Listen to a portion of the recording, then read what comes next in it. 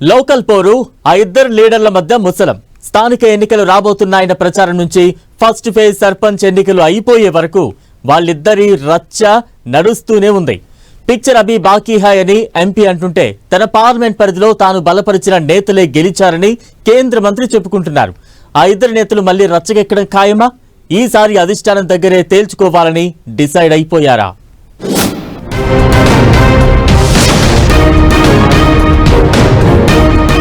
బండి వర్సెస్ ఈటల ఆగని ఆధిపత్య పోరు. హుజూరాబాద్ సెంట్రిక్ గా బీజేపీ కీలక నేతల ఫైట్. ఫస్ట్ ఫేజ్ సర్పంచ్ ఫలితాల తరువాత మరోసారి రచ్చ. స్థానిక సమరం అయిపోయాక అన్నీ చెబుతానంటున్న ఈటల. బండి సంజయ్ ఆఫీస్ ఇచ్చిన ప్రెస్ నోట్ తో పొలిటికల్ హీట్. కేంద్ర మంత్రి బండి సంజయ్ వర్సెస్ ఈటల రాజేందర్. ఇది కొత్త ఎపిసోడేం కాదు. తెలంగాణ స్థానిక ఎన్నికలు రాబోతున్నాయన్న ప్రచారం స్టార్ట్ అయినప్పటి నుంచే ఇద్దరు నేతల మధ్య కోల్డ్ వార్ రచ్చకెక్కింది. నువ్వా నేనా అన్నట్లుగా ఒకరిపై మరొకరు ఇండైరెక్ట్ కామెంట్స్ తో హీటెక్కించారు. తన పార్లమెంటు పరిధిలో తన అనుచరులే అభ్యర్థులుగా ఉంటారని సంజయ్. హుజూరాబాద్ తన ఇలాకా, అక్కడ తన అనుచరులే బరిలో ఉంటారు, గెలిపించుకుని తీరుతానంటూ ఈటల హాట్ కామెంట్స్ చేసి చర్చకు తెరలేపారు. ఆ తరువాత ఎన్నికల నోటిఫికేషన్ వచ్చేసింది. ఇలా ఫస్ట్ ఫేజ్ ఎన్నికలు పూర్తయ్యాయో లేదో మరోసారి వార్ ఆఫ్ వర్డ్స్ హీటెక్కుతున్నాయి. స్వయంగా కేంద్ర మంత్రి బండి సంజయ్ ఆఫీస్ నుంచి రిలీజ్ అయిన ఒక ప్రెస్ నోట్ తో పాత వివాదం కొత్త రచ్చకు దారి తీసినట్లయింది. హుజూరాబాద్ నియోజకవర్గం కమలాపూర్ మండలంలో బోణీ కొట్టిన బీజేపీ బలపరిచిన సర్పంచ్ అభ్యర్థి ర్యాకం శ్రీనివాస్ 90 ఓట్లతో విజయమంటూ కేంద్ర మంత్రి Bandi Sanjay office press note release చేసింది. ఇంతవరకు ఓకే.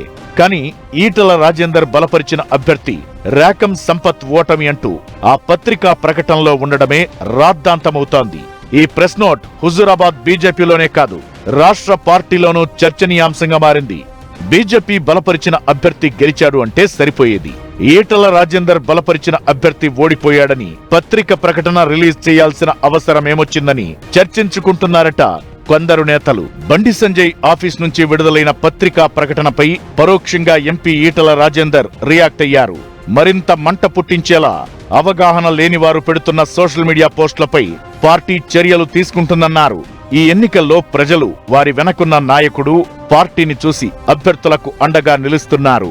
గెలిచిన తరువాత 5 లక్షలు 10 లక్షలు ఇస్తాం, మా పార్టీకి రండి, మా పార్టీలో గెలిచినట్టు చెప్పుకోండని చిల్లర ప్రయత్నం కొనసాగుతోందన్నారు.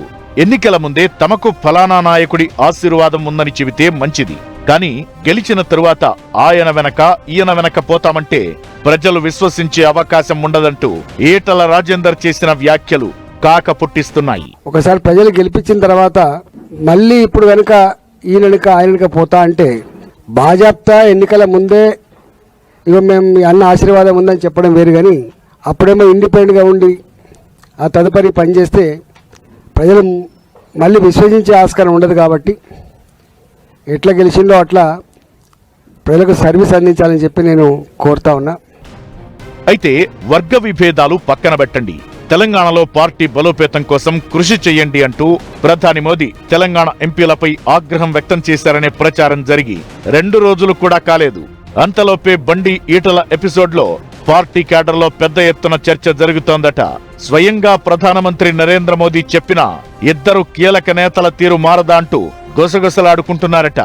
రాష్ట్ర అధ్యక్షుడు రామచంద్రరావు కూడా బండి ఈటల తీరుతో తలపట్టుకుంటున్నారట. ఇక అధిష్టానమే జోక్యం చేసుకుని ఇద్దరు నేతలకు సర్ది చెప్పి కలిసి పనిచేసేలా చేయాలని కోరుకుంటున్నారట నేతలు.